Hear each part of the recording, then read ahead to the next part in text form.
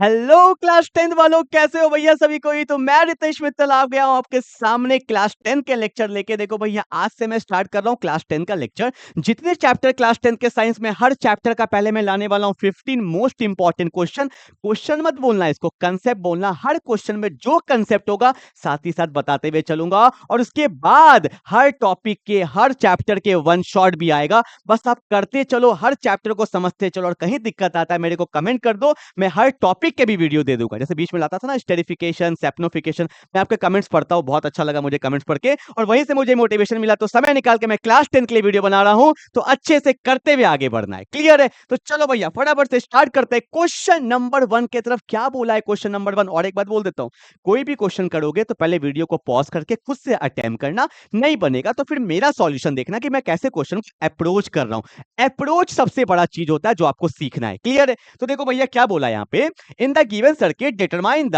Value of, क्या बोला है, total resistance of the circuit. पहले तो हमें टोटल रेसिस्टेंस निकालना है, उसके बाद क्या बोला है, current flowing through the ammeter. Ammeter का है भैया, ये देखो चुन्नू सा ए दिख रहा है, इसको हम लोग क्या बोलते हैं, अमीटर। क्या बोलते हैं, अमीटर। अब मेरा क्वेश्चन है, ये सब एमसीक्यू के लिए बता रहा हूं क्या, कि अमीटर जो मेरा डिवाइस है, ये किसके लिए यूज किया जाता है, किसके रीडिंग के लिए यूज किया जाता है, जल्दी बता देना। किसके लिए यूज करते हैं, करंट के लिए। ठीक है। और एक और डिवाइस होता है जो हमें पता होना चाहिए, क्या, जिसको बोलते हैं वोल्ट मीटर। तो भैया वोल्ट मीटर जो डिवाइस है वो किसके लिए यूज किया जाता है, ये मैं आपको नहीं बताऊंगा, ये मुझे कमेंट बॉक्स में आपका आंसर चाहिए। ठीक है। तो अमीटर में क्या आता है भैया, करंट आता है, और वोल्ट मीटर में क्या आता है ये मुझे आप बताओगे। ठीक है, चलो भैया क्वेश्चन में आएंगे। तो बोला है टोटल रेसिस्टेंस, तो यहाँ पे 3 रेसिस्टेंस दिख रहा है, तो ये कैसे सॉल्व होगा, ध्यान से देखो। अगर आप ध्यान से देखोगे तो R1 और R2 किस में है, सीरीज में।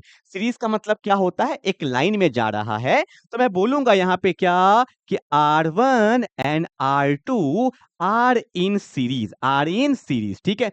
और एक बात, कंसेप्ट, साथ ही साथ कंसेप्ट भी लेते चलो। क्या लोगे कंसेप्ट, क्या लोगे, जल्दी बताओ।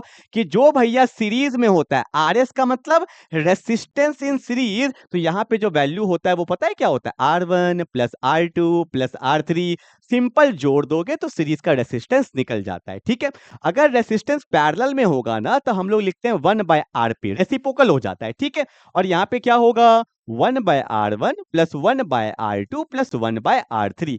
तो ये सब फॉर्मूलाज भी अपने को लिखते हुए चलना है कि सीरीज में कैसे करते हैं और पैरेलल में कैसे करते हैं। क्लियर है इतना बात? अब ध्यान से देखो, क्वेश्चन पे आ जाते हैं फटाफट।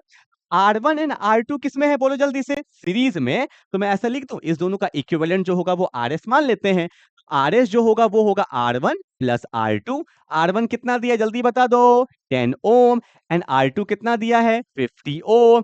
तो 50 और 10 कितना हो गया, 60 ओम। इतना तो क्लियर हो गया। अब ध्यान से देखो, मैं आपको क्या बताने वाला हूं, देखो। तो ये दोनों जब सीरीज में है तो ये तो एक बन गया, जिसको मैंने क्या बोला, आरएस। थोड़ा आपको समझाने के लिए मैं ऐसे लिख दूं, ये मेरा क्या बन चुका है, आरएस बन चुका है। ठीक है। और इसी के नीचे एक और रेसिस्टेंस है, जो मेरा कितना ओम का है, जल्दी से बता दो भैया। ये मेरा कौन है, R3 है ना, और ये कितना ओम का है, 30 ओम है। ठीक है। और आरएस का वैल्यू कितना आया था, 60 ओम। अब ये बताओ सीरीज में है या पैरेलल में है, ये पैरेलल में है। ध्यान से देखो, यहां से वायर जा रहा है ना, तो इससे एक ब्रांचिंग ऊपर गया, इससे एक ब्रांचिंग नीचे गया, तो ये किस में है, पैरेलल में। तो मैं यहाँ पे कैसे लिखूंगा, मैं लिखूंगा कि अब मेरा जो फाइनल आ रहा है वो क्या लिखूंगा, कि 1/R इक्विवेलेंट। इक्विवेलेंट मतलब फाइनल। ठीक है। अब देखो मेरा 1/R इक्विवेलेंट किसके बराबर आएगा, 1/RS, क्योंकि ये दोनों पैरेलल में है, प्लस यहाँ पे क्या आएगा, 1/30। ठीक है ना, 30 ओम। तो यहाँ पे 1/R इक्विवेलेंट, आरएस का वैल्यू कितना था, मेरा 60 ओम था, और यहां पे क्या है, 30 ओम है। दोनों को सॉल्व कर लेंगे तो एलसीएम कितना आएगा, 60। तो यहां वैल्यू आएगा 1, और यहां वैल्यू क्या आएगा, 2। बोलो हाँ या ना। स्पेस तो नहीं है, आई थिंक मैनेज हो जाएगा, क्या हो जाएगा। ठीक है। अब देखो मैं बोल सकता हूं क्या, कि 1/R इक्विवेलेंट जो होगा, ऊपर 3 है नीचे 60 है, तो कटेगा ना। देखो ध्यान से, 3/60 कितना होता है, 1/20। तो यहाँ पे क्या लिखेंगे, 1/20। इसको भेज दो ऊपर, इसको भेज दो इधर, तो R इक्विवेलेंट कितना आएगा, 20। 20 क्या, 20 ohm. And that's my final answer. ठीक है। तो मेरा पहला क्वेश्चन का आंसर कितना हो गया, कि total resistance of the circuit कितना हो जाएगा, 20 ओम हो जाएगा। ठीक है, क्योंकि रेसिस्टेंस का यूनिट क्या होता है, ओम। ठीक।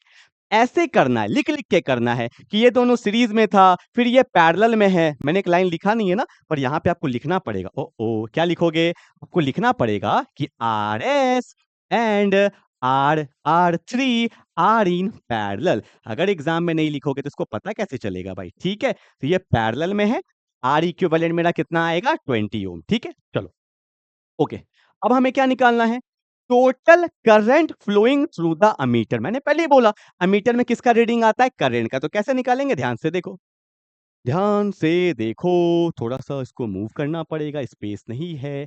ओके, क्या आपने ओम्स लॉ पढ़ा था क्या? अकॉर्डिंग टू ओम्स लॉ, मैं लिख देता हूं क्या, हर एक क्वेश्चन को अच्छे से लिखेंगे। अकॉर्डिंग टू ओम्स लॉ, क्या होता है भैया ओम्स लॉ? ओम्स लॉ के द्वारा हमें पता चला था कि V इज इक्वल टू क्या होता है? IR। पढ़े थे ना? निकालना क्या है? करंट। तो मैं ऐसा बोल सकता हूं कि I इज इक्वल टू क्या होगा? V बाय R होगा। V कितना दिया हुआ है? कहाँ है V कितना है? 6 वोल्ट है। ठीक है भैया, और रेसिस्टेंस कितना है? 20 है। सॉल्व कर लो, 2 से 3 बार में जाएगा, 2 से 10 बार में जाएगा। 3 बाई 10 कितना हो गया? 0.3। और करंट का यूनिट क्या होता है? एम्पेयर। तो आंसर कितना होगा? 0.3 एम्पेयर। ठीक है, ये मेरा पीवाईक्यूज में आया है। बहुत अच्छा क्वेश्चन था, बहुत इजी क्वेश्चन था। सिस्टमैटिक ढंग से करोगे तो क्वेश्चन आराम से बनेगा। ठीक है, जल्दी से उतार लो। देखो भैया, एक क्वेश्चन हुआ है, 15 तक जाएंगे, एकदम काम डाउन होके हर एक क्वेश्चन को करो। समझ लो ये चैप्टर आपका कंप्लीट हो गया। ठीक है, चलो आगे बढ़ते हैं। अच्छा, ये तो मैंने बताया ही था अभी। ओके, क्वेश्चन नंबर 2 की तरफ ध्यान से देखो।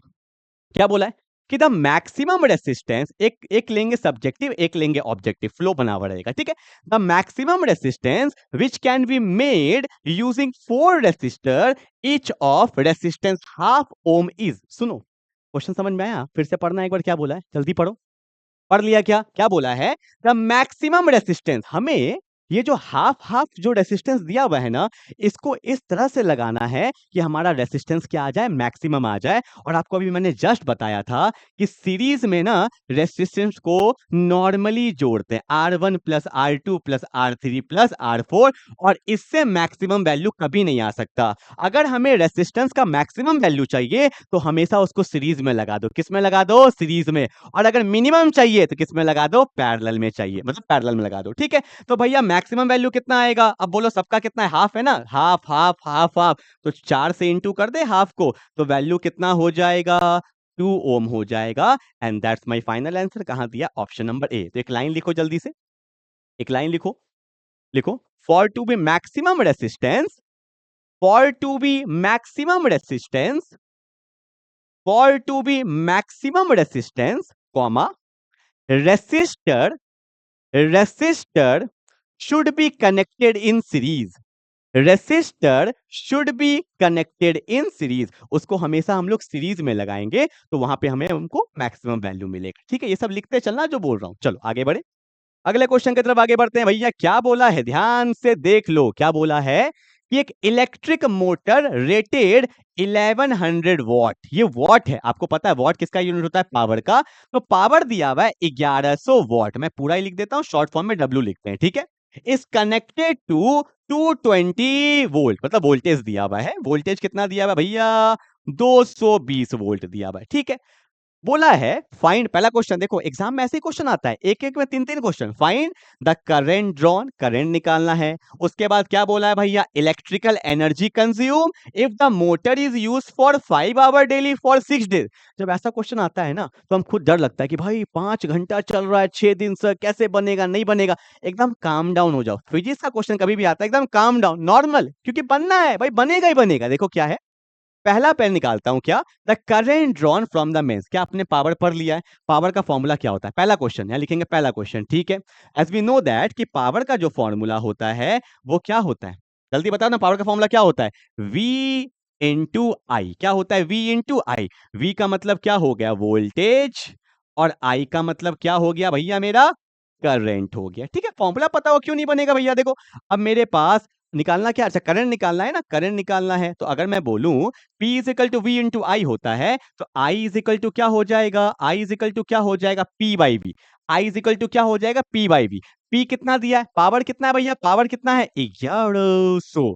और वोल्टेज कितना दिया हुआ है? 220 दिया हुआ है। सॉल्व कर लो, 0 से 0 गया, 11 2 जा 22, 11 10 जा 100, मतलब ऑब्वियस सी बात है 11 100, और 2 से कितने बार में गया 5। तो यहां से मेरे को करंट कितना निकल गया 5 एम्पियर। ठीक है, पहला क्वेश्चन में कुछ था, तुम खुद ही बताओ, पहला क्वेश्चन में कुछ था, करंट कितना आ गया मेरा 5 एम्पियर मेरा करंट आ गया, क्योंकि मुझे फॉर्मूला पता था पावर क्या होता है V इंटू आई। तो I इज इक्वल टू क्या हो जाएगा P बाई वी, पावर आपका 1100 और वोल्टेज 220, सॉल्व करेंगे तो 5 एम्पियर। ठीक है, अब देखो अगला क्वेश्चन आराम से। Electrical energy consumed if the motor is used for 5 hour daily for 6 days. ध्यान से देखना, इसको थोड़ा सा मैं साइड कर रहा हूं। ठीक है, ओके, ये हो गया मेरा। देखो अगला क्वेश्चन, पहले मुझे ये बताओ कि इलेक्ट्रिकल एनर्जी का फॉर्मूला क्या होता है। इलेक्ट्रिकल एनर्जी का फॉर्मूला, जब तक फॉर्मूला ही नहीं पता होगा तो काम कैसे होगा। एनर्जी होता है पावर इनटू टाइम। फिर से बोलो, एनर्जी क्या होता है, पावर होता है वोल्टेज इनटू करंट, और मेरा एनर्जी क्या होता है, पावर इनटू टाइम होता है। ठीक है, अगर मैं लिखना चाहूं तो पावर तो होता है V इंटू आई, तो इसको बोलते हैं VIT। ठीक है, एक बहुत फेमस इंस्टीट्यूट है, जब आप कॉलेज लाइफ में जाओगे तो वहां पे एक वेलोर इंस्टीट्यूट ऑफ टेक्नोलॉजी, मैं प्रमोशन नहीं कर रहा हूं किसी का, शॉर्टकट है VIT। ठीक है, शॉर्ट फॉर्म में उसको VIT बोलते हैं, वेलोर इंस्टीट्यूट ऑफ टेक्नोलॉजी। ठीक है, देखो निकालना मुझे क्या, इलेक्ट्रिकल एनर्जी। तो ध्यान से देखेंगे, यहाँ पे मेरा वोल्ट कितना है भैया, वोल्ट कितना है 220 दिया हुआ है, 220 दिया हुआ है। ठीक है, करंट कितना है 5 है, और टाइम कितना दिया हुआ है मेरा, टाइम कितना दिया हुआ है, कहां गया time, time time time 5 hours, कितना 5 आवर्स, और देखो 5 आवर डेली फॉर 6 डेज, मतलब 6 दिन तक चल रहा है। तो 6 से मल्टीप्लाई भी ना करोगे भाई, बोलो ना हाँ या ना। और एक सेकेंड रुको रुको रुको, क्या रुको, कि हमें इलेक्ट्रिकल एनर्जी निकालना है consume if the motor is use for 5 hour daily for 6 days. तो पहले एनर्जी निकाल ले, तो कितना होगा पहले सॉल्व कर लो इसको। अगर मैं सॉल्व करूंगा तो यहाँ पे आएगा 220, 5 इंटू 5 कितना होगा 25, इंटू क्या हो जाएगा 6 हो जाएगा। ठीक है, यहाँ पे क्या है, ये मेरा इलेक्ट्रिकल एनर्जी है। ठीक है, अब देखो, अब मैं इसको डिवाइड कर रहा हूं किससे, 1000 से। अब बोलोगे सर ये क्या कर रहे हो, 1000 से डिवाइड क्यों कर रहे हो। ध्यान से देखो, मैं आपको बता रहा हूं 1000 से डिवाइड मैंने इसलिए किया है क्योंकि यहाँ पे ये जो मेरा आया है ना V इंटू आई, ये तो पावर था ना, क्या था, पावर था। पावर का यूनिट क्या होता है, वॉट, क्या होता है वॉट। ठीक है, ध्यान से देखो मैं समझा रहा हूं। अब देखो भैया यहाँ पे टाइम, टाइम किस में है मेरा, आवर में है, किस में है, आवर में है। ठीक है, बिल्कुल सही है। 6 दिन तक गया तो भैया 5 इंटू 6 होगा, मतलब 30 घंटा चला है। कितना घंटा, 30 घंटा। मैंने 1000 से डिवाइड इसलिए कर दिया, क्यों कर दिया, 1000 से डिवाइड इसलिए कर दिया कि जो मेरा वॉट था अब वो किस में चेंज हो गया है, किलो वॉट में। किस में, क्योंकि अगर आपको नहीं पता तो सुन लो, 1 kilo watt hour, 1 kilo watt hour, watt hour नहीं चाहिए था, हमें चाहिए था 1 kilo watt hour is equal to कितना होता है, 1 यूनिट होता है। कितना होता है, 1 यूनिट होता है। तो एनर्जी किसके फॉर्म में निकालेंगे, यूनिट के फॉर्म में। किसके फॉर्म में, यूनिट के फॉर्म में। इसलिए मैंने इसको 1000 से डिवाइड किया। अगर तुम 1000 से डिवाइड नहीं करते ना तो एनर्जी किसके फॉर्म में आता, वॉट आवर के फॉर्म में। किसके फॉर्म में आता, वॉट आवर के फॉर्म में। और मुझे निकालना किसके फॉर्म में है, किलो वॉट आवर के फॉर्म में। और आप बोलोगे सर हमें पता कैसे चलेगा वॉट आवर में निकालना है या किलो वॉट आवर में निकालना है, क्योंकि यहां पे दे दिया है total cost of energy consume if the rate of 1 unit is ₹5। तो इसलिए मैंने पहले से एनर्जी को किसके फॉर्म में निकाल लिया, यूनिट। घर में बिजली बिल कैसे आता है बताना जरा सा, यूनिट के फॉर्म में आता है ना। अरे 10 रुपया पर यूनिट है या 20 रुपया पर यूनिट है, इसलिए मैंने एनर्जी को किस फॉर्म में निकाल लिया, यूनिट के फॉर्म में। अब सॉल्व करो, 0 से 0 गया, 25 से कितने बार में जाता है, 4 बार में, 2 2 जा 4, 2 3 जा 6, 2 से कितने बार में गया, 11 बार में। तो मेरा जो इलेक्ट्रिकल एनर्जी आ रहा है वो कितना आ रहा है, 33 यूनिट। कितना आ रहा है, 33 यूनिट। क्लियर है, ये मेरा समझ में आ गया क्या, 33 यूनिट। और हम चाहो तो इसको ऐसा भी बोल सकते थे कि 33 क्या, किलो वॉट आवर। क्या बोल सकते हो, 33 किलो वॉट आवर। तो देखो भैया मेरा अगला क्वेश्चन इसी में क्या बोला है, इसी में क्या बोला है कि टोटल कॉस्ट, ये मेरा पहला क्वेश्चन था, ये मेरा दूसरा क्वेश्चन था। और अगर मैं बात करता हूं तीसरा क्वेश्चन का, तो टोटल कॉस्ट जो होगा वो क्या होगा, कितना यूनिट बिजली यूज हुआ, 33 यूनिट बिजली यूज हुआ। और एक यूनिट का कॉस्ट कितना होता है, 5 होता है। तो मल्टीप्लाई कर लो, 5 3 जा 15, 5 3 जा 15 और 16, तो आंसर कितना हो जाएगा, 165 रुपीज हो जाएगा। And that's my final answer. ठीक है, तो ये था मेरा पावर निकालना, ये था इलेक्ट्रिकल एनर्जी निकालना। 1000 से डिवाइड क्यों किया हमने? क्योंकि मुझे यहाँ पे किस में निकालना था? किलोवाट आवर में निकालना था। क्यों निकालना था? क्योंकि मैंने आपको बताया, कहाँ बताया? कहाँ गया वो? कहाँ गया? कहीं नहीं, मिटा दिया क्या? हाँ, क्योंकि मैंने आपको बताया था कि 1 किलोवाट आवर ही मेरा क्या होता है? 1 यूनिट होता है, इसलिए मैंने इसको किलोवाट आवर में निकाला, मतलब यूनिट में निकाला। क्लियर है? चलो जल्दी से उतार लो। चलो,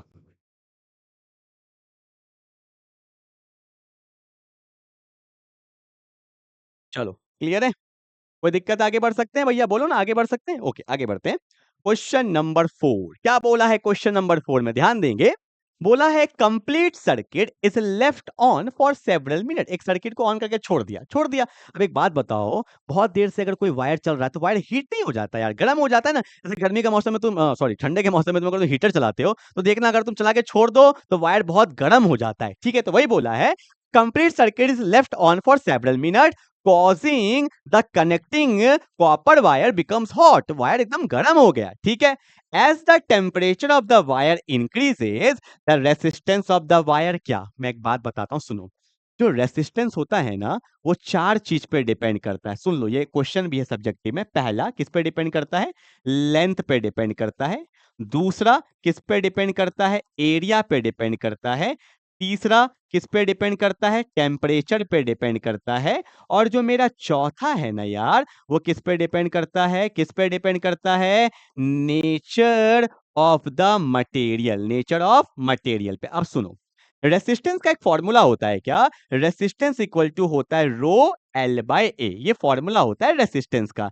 एल क्या है? लेंथ। तो आप देख सकते हो, resistance is directly proportional to length. मतलब अगर लेंथ बढ़ाओगे तो रेसिस्टेंस भी बढ़ेगा। ठीक है, दूसरा, resistance is inversely proportional to area. मतलब अगर आप रेसिस्टेंस को बढ़ाओगे तो एरिया ऑटोमेटिकली क्या होगा? घटेगा। या मैं ऐसा बोल सकता हूं कि एरिया को बढ़ाओगे तो रेसिस्टेंस ऑटोमेटिकली क्या होगा? घटेगा। Inversely proportional. और बात करते हैं टेम्परेचर का, तो ये दिमाग में बैठा लो कि अगर टेम्परेचर बढ़ेगा तो वायर का रेसिस्टेंस भी क्या हो जाता है? बढ़ जाता है। ठीक है, तो ये बात एकदम दिमाग में रखना है। तो हमारा आंसर क्या होगा कि अगर टेम्परेचर बढ़ता है तो रेसिस्टेंस भी क्या कर जाएगा? इंक्रीज कर जाता है। ठीक है, तो ये सब एमसीक्यू में क्वेश्चंस आया हुआ है। जल्दी जल्दी उतारते चलिए, फटाफट से कंसेप्ट भी लिखते चलना है एकदम। ठीक है, चलो।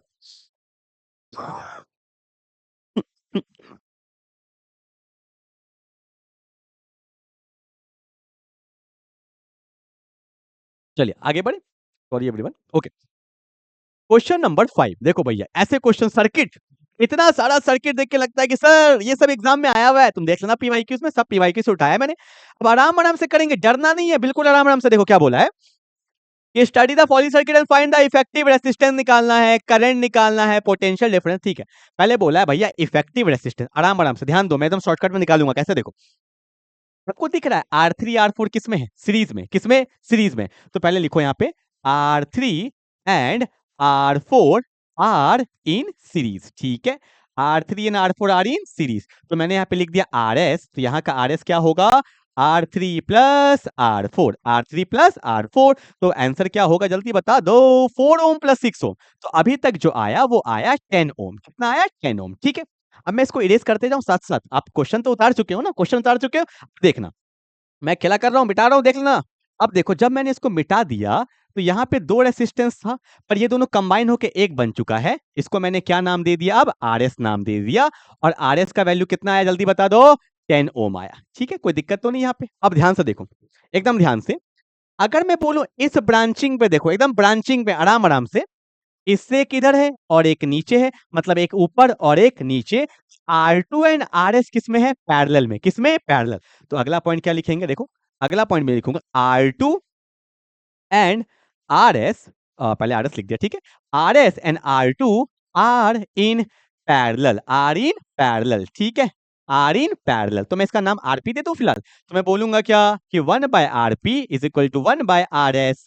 Plus 1/R2। ठीक है, तो RS कितना है भैया मेरा 10 ओम, तो यहाँ लिखेंगे 1/10 ओम। ठीक है, प्लस ऊपर भी क्या है 1/10 है। ठीक है, तो अगर मैं इसका एलसीएम लेता हूं तो 10 ही आएगा, तो 1 + 1 2 आएगा, 2 से काटेंगे तो 5 आएगा। देयरफॉर आरपी ऊपर कर देंगे तो आरपी इज इक्वल टू कितना आ गया 5 ओम। इतना बात क्लियर है? बोलो हाँ या ना। मतलब ये दोनों आपस में कंबाइन हो गया होगा तो एक बन गया होगा। Can we rub this? Okay okay okay, ठीक है। अब ये मेरा क्या बन चुका है? ये मेरा बन चुका है आरपी। आरपी कितना है भैया? कितना है बोला करो 5 ओम। ठीक है, अब ध्यान से देखो, अब ये तीनों ही है मेरे पास। कौन? R1, आरपी, R5, तीनों मेरा किसमें? सीरीज में, मतलब ये फाइनल है। तो मैं बोलूंगा क्या? बोलो ना, R1 कॉमा आरपी एंड कौन? R5 are in series. Are in series, तीनों सीरीज में है तो आर इक्विवेलेंट, इक्विवेलेंट तीनों को जोड़ दो कितना होगा? 5 + 5 + 10, डायरेक्टली लिख दो कितना? 20 ओम मेरा होगा फाइनल आंसर। ठीक है, तो ये था पहला क्वेश्चन का आंसर, जल्दी उतार लो। ठीक है भैया, तो ऐसे क्वेश्चन को करेंगे, आर इक्विवेलेंट कितना आ जाएगा मेरा? 20। मतलब स्टेप बाय स्टेप करो, बहुत इजी हो जाता है क्वेश्चन। ठीक है, चलो। हाँ, हो गया। चलो भैया, अब क्या बोला है? Current drawn from the battery. भैया करंट बताना है, करंट आपको पता है, यही सॉल्व कर दो बीच में। आपको पता है अकॉर्डिंग टू ओम्स लॉ, दूसरा वाला सॉल्व कर रहा हूं, बी नंबर यही बीच में सॉल्व कर रहा हूं। According to Ohm's law V is equal to क्या होता है? आई आर होता है। निकालना क्या? आई, तो आई इज इक्वल टू क्या होगा? V/R होगा। V मेरा कितना आया है भैया? 20 आया है। कितना आया है? 20 आया है। रेसिस्टेंस भी कितना आया है? 20। तो कट के आंसर कितना आ जाएगा? 1 ओम। कितना? 1 ओम, सॉरी 1 ओम बोलता हूँ, सॉरी 1 एम्पियर। ठीक है, यहाँ 1 एम्पियर है और यहाँ पे क्या है? 20 ओम। ठीक है, दो क्वेश्चन हो गया, एकदम आराम आराम से चलेंगे, जल्दी उतारो। चलो भाई आगे बढ़े। अब क्या बोला है? बोला है कि potential difference across 5 ohm resistor, ये दिख रहा है। तो बोला है भैया कि यहाँ पे पोटेंशियल कितना होगा। कुछ लोग कंफ्यूज हो जाते हैं, सर यहाँ 20 है तो यहाँ पे भी 20 होगा क्या? नहीं होगा 20। क्यों? देखो ध्यान से, क्वेश्चन नंबर सी सॉल्व कर रहा हूं। According to Ohm's law V equal to क्या होता है? आई आर होता है। बोलिए हाँ या ना। अब देखो करंट कितना जा रहा है, सीरीज में करंट सेम होता है, सीरीज में करंट सेम होता है। ये सब हिंदी में लिख लिया करो, क्या बोल रहा हूं, सीरीज में करंट सेम होता है। तो यहां से कितना करंट जा रहा है? कितना करंट जा रहा है? 1 एम्पियर। तो देखो भैया करंट तो 1 एम्पियर ही होगा। रेसिस्टेंस कितना है? 5। तो यहां पे जो वोल्टेज आएगा वो कितना आएगा? 5 वोल्ट। कितना आएगा? 5 वोल्ट आएगा। ठीक है, V is equal to I R. Series में करंट सेम था तो यहाँ करंट कितना है? 1, रेसिस्टेंस कितना है? 5। तो यहाँ पे वोल्टेज कितना होगा? 5 वोल्ट होगा। And that's my final answer. इसी तरह से क्वेश्चन को सॉल्व करते हुए आगे बढ़ते हुए चलेंगे। चलो क्लियर है? ओके, आगे बढ़ते हैं। क्वेश्चन नंबर 6 क्या बोला है? जल्दी करो, फटाफट से करो। क्वेश्चन नंबर 6 क्या बोला है भैया? देखो ना कि 4 identical resistor each of resistance 8 ohm. ठीक है, चार मेरे पास सेम रेसिस्टेंस है, are first connected in series, पहले सीरीज में कनेक्ट कर दिया, so as to give an effective resistance, okay RS बोला गया उसको, and then connected in parallel, okay अच्छा RS बाय RP निकाला। ठीक है, पहले मैंने सीरीज में निकालता हूं, तो सीरीज में क्या होगा? Simply R1 plus R2 plus R3 plus R4, पर चारों तो सेम ही है, तो मैं ऐसा लिख सकता हूं क्या कि RS का जो वैल्यू होगा वो होगा 4 इंटू, क्योंकि चारों सेम है, और एक का वैल्यू कितना दिया? 8, तो वैल्यू कितना आ गया? 32 ओम आ गया। ये सीरीज का आ गया। ठीक है, ओके पैरेलल में क्या होगा? तो मैं लिखूंगा 1 by RP is equal to क्या होगा? 1/R1 plus 1/R2 plus 1/R3 plus 1/R4। अब आपको पता है R1 R2 R3 R4 सब तो सेम ही है। ठीक है, फिर भी चलो एक मैं कर देता हूं, कुछ लोग के सर सर सर प्लीज कर दीजिए।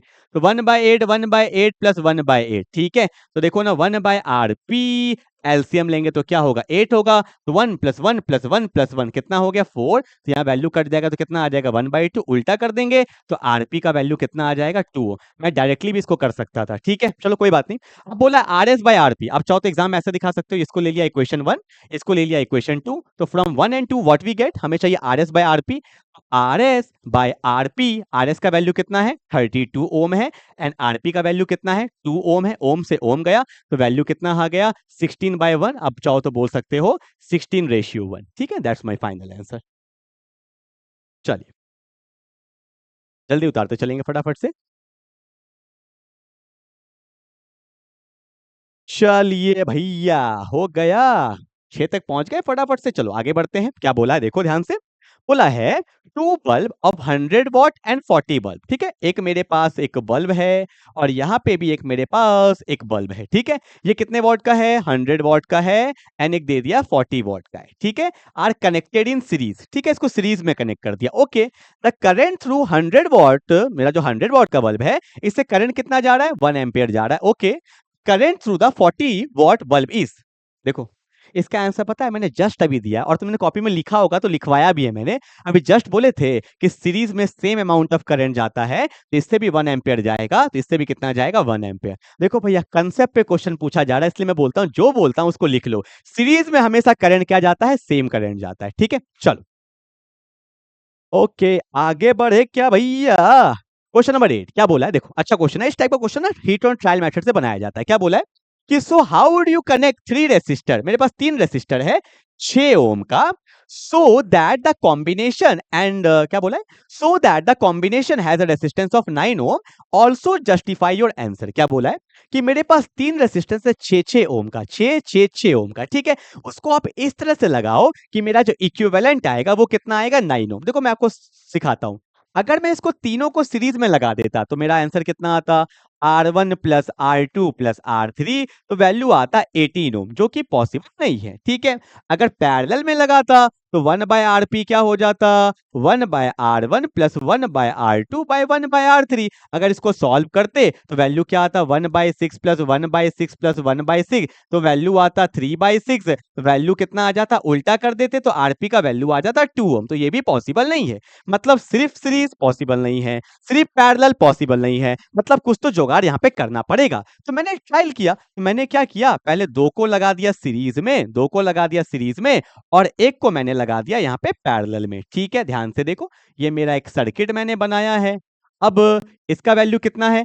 6 ओम। इसका वैल्यू क्या है? 6 ओम। और इसका वैल्यू भी क्या है? 6 ओम। इसको मैंने क्या मान लिया?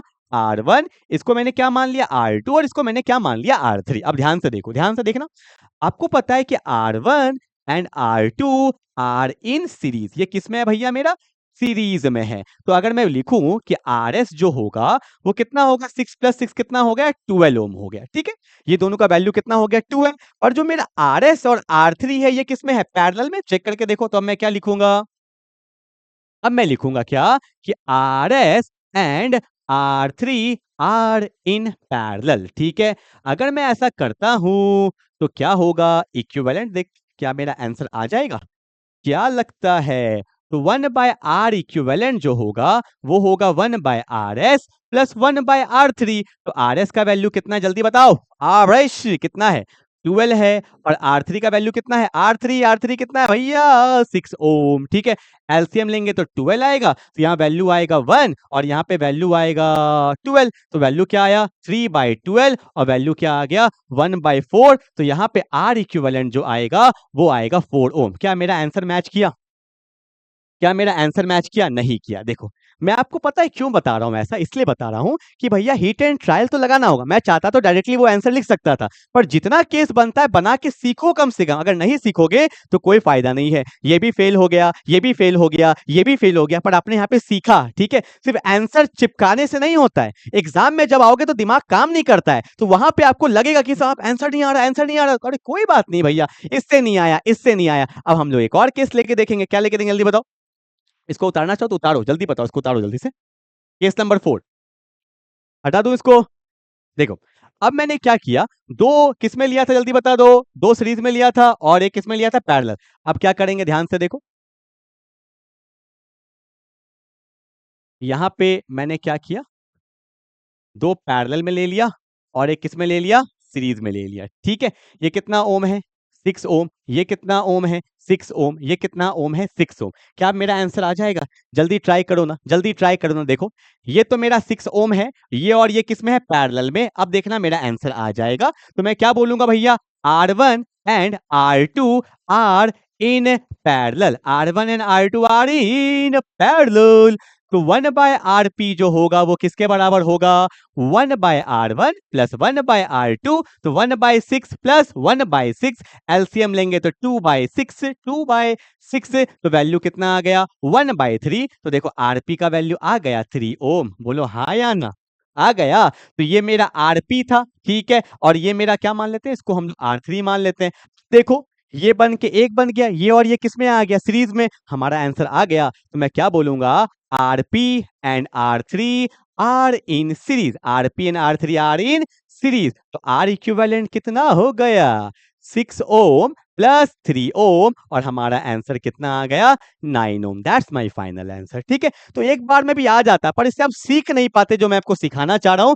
केसेस बनता है और ट्राई करेंगे, फंस भी जाए तो कोई दिक्कत नहीं, काम डाउन रखो भैया, बनेगा। देखो बन गया, ठीक है। तो चारों केस मैंने आपको दिखा दिया जो जो बन सकता था, क्लियर है। चलो आगे बढ़ते हैं।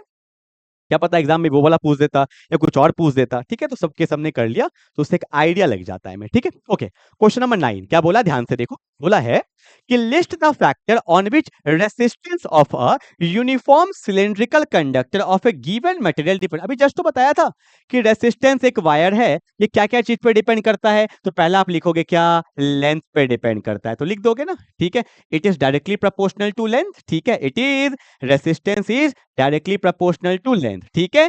As we increase the length resistance also increases, ठीक है। लिखना ये सब ना, मैं बोल रहा हूं क्या लिखो, लेंथ में लिख के क्या लिखोगे कि resistance is directly proportional to length, ऐसे दिखाएंगे, ठीक है। उसके बाद क्या लिखोगे, as we increases the length of the wire, as we increases the length of the wire resistance increases, ठीक है। दूसरा किस पे डिपेंड करता है, एरिया पे डिपेंड करता है। तो आप दिखाओगे resistance is inversely proportional to area, ठीक है।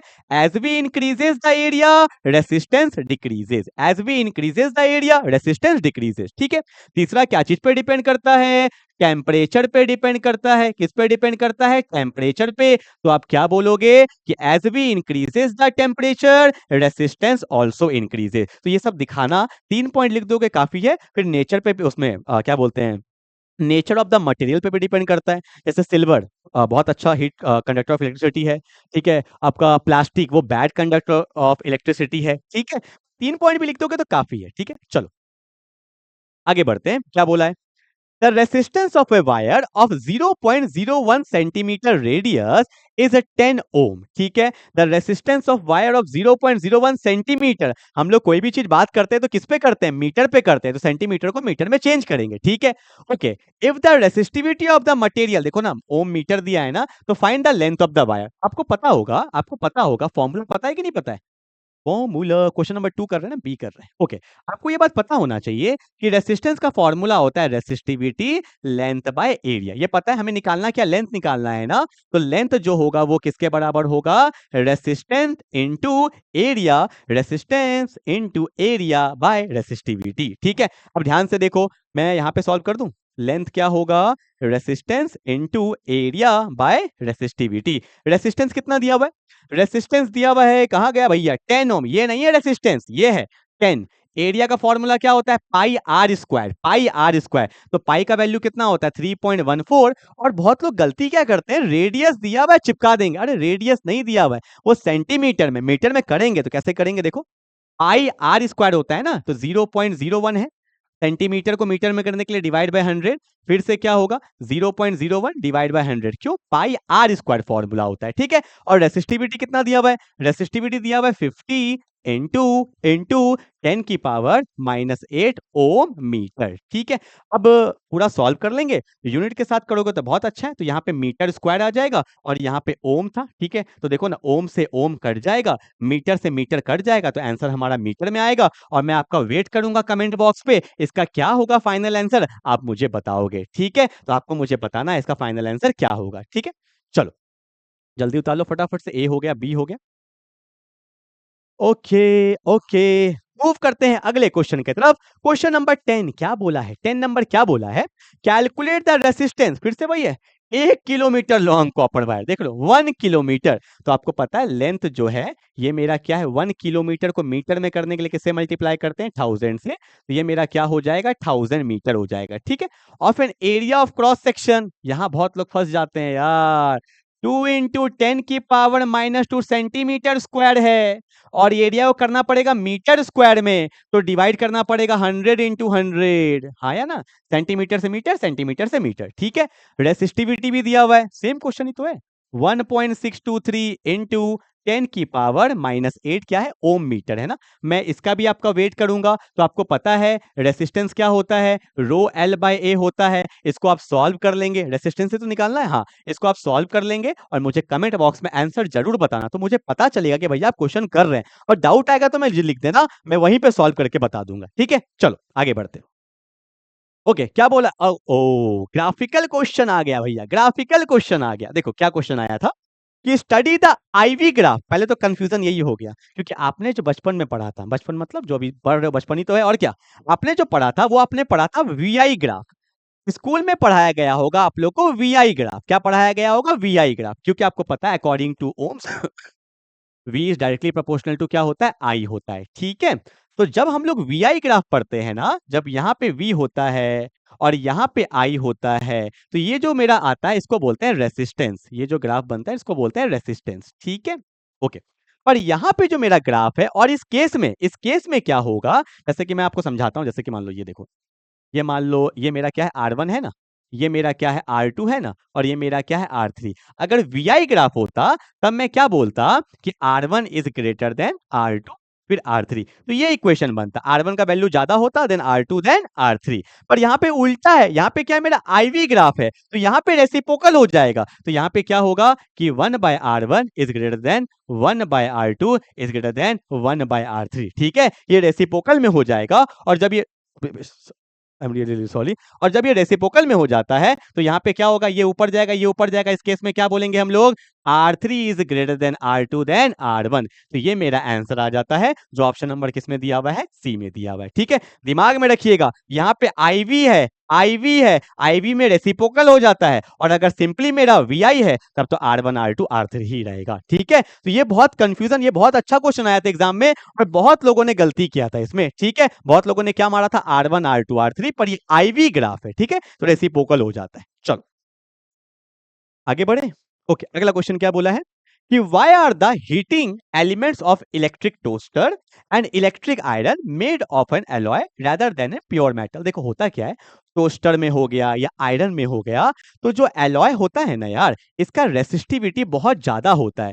इसका रेसिस्टिविटी जो होता है वो बहुत ज्यादा होता है, किससे, प्योर मेटल से। इसलिए यहाँ पे हम लोग एलॉय का यूज कर सकते हैं। तो सिंपल 1 नंबर में आया था क्वेश्चन, तो लिख सकते हो क्या कि alloy has the greater resistivity, alloy has the greater resistivity than that of pure metal, that's why it is used in electric toaster and electric iron।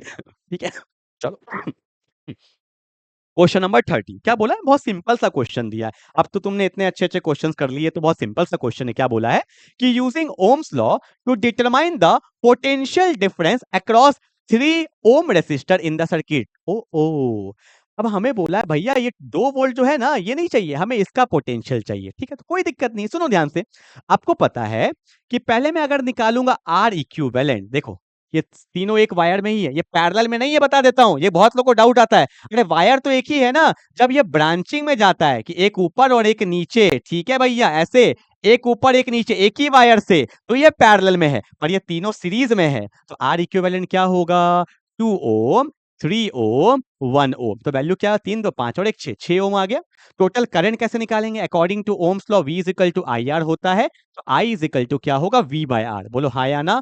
V कितना दिया हुआ है, 2 वोल्ट, R कितना दिया है 6, तो वैल्यू कितना आ गया 1/3। तो वायर में जो करंट जा रहा है वो कितना जा रहा है, 1/3 एम्पेयर। ठीक है, अब सुनो, मेरे को बोला है क्या, पोटेंशियल अक्रॉस, इसका पोटेंशियल बताना है, इसका पोटेंशियल। तो देखो ना पोटेंशियल, आपको पता है वायर से करंट कितना जा रहा है, 1/3। देखो V is equal to IR, V निकालना है। इस वायर से करंट कितना जा रहा है, 1/3। इसका रेसिस्टेंस कितना है, 3, तो 3 से 3 गया तो आंसर कितना आ गया, 1 वोल्ट। कितना आ गया, तो इसका पोटेंशियल कितना होगा, 1 वोल्ट होगा। ठीक है, चल आगे बढ़े।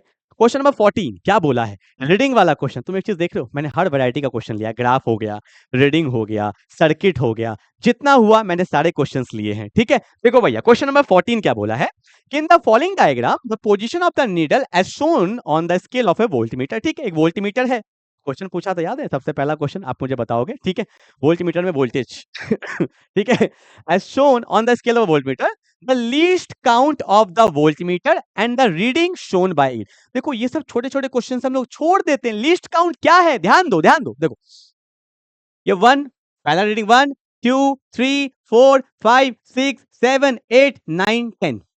मतलब अगर मैं बोलूं एक एक डिवीजन, ध्यान देना, मैं बोल सकता हूं कि यहाँ पे जो 10 डिवीजन है, 10 डिवीजन जो है ना 1 2, ये जो 10 रीडिंग है ये किसके बराबर है? 1.5 वोल्ट के बराबर है। बोलो हाँ या ना? तो अगर मैं बोलूं एक डिवीजन, एक एक डिवीजन, तो ये एक कितना है? इसी को तो बोलते हैं लीस्ट काउंट। एक डिवीजन जो होगा इसी को हम लोग बोलते हैं लीस्ट काउंट। तो ये कितना होगा? 1.5 बाई 10 होगा। तो वैल्यू कितना आएगा? 0.15 वोल्ट आएगा। इसी को बोलते हैं लीस्ट काउंट। क्या बोलते हैं? Least count. तो एक डिवीजन का वैल्यू होता है। ठीक है, अगला क्या बोला? रीडिंग। रीडिंग देखो, देखो यहाँ पे 1.5 है, बोलो हाँ या ना? अगर आगे बढ़ेंगे तो 0.15 आगे बढ़ा, फिर आगे बढ़ा तो 0.15 आगे बढ़ा, यहीं पे ना रीडिंग है। तो जो रीडिंग आएगा, जो मेरा ये रीडिंग है वो कितना है? 1.5 वोल्ट तो मेरा वहां एग्जैक्ट है। ठीक है, और यहाँ से 2 कॉलम आगे बढ़ा तो 0.15 0.15, तो वैल्यू क्या होगा? 0.30। तो वैल्यू कितना होगा? 1.8 वोल्ट रीडिंग है। ठीक है, तो ऐसे क्वेश्चंस को किया जाता है।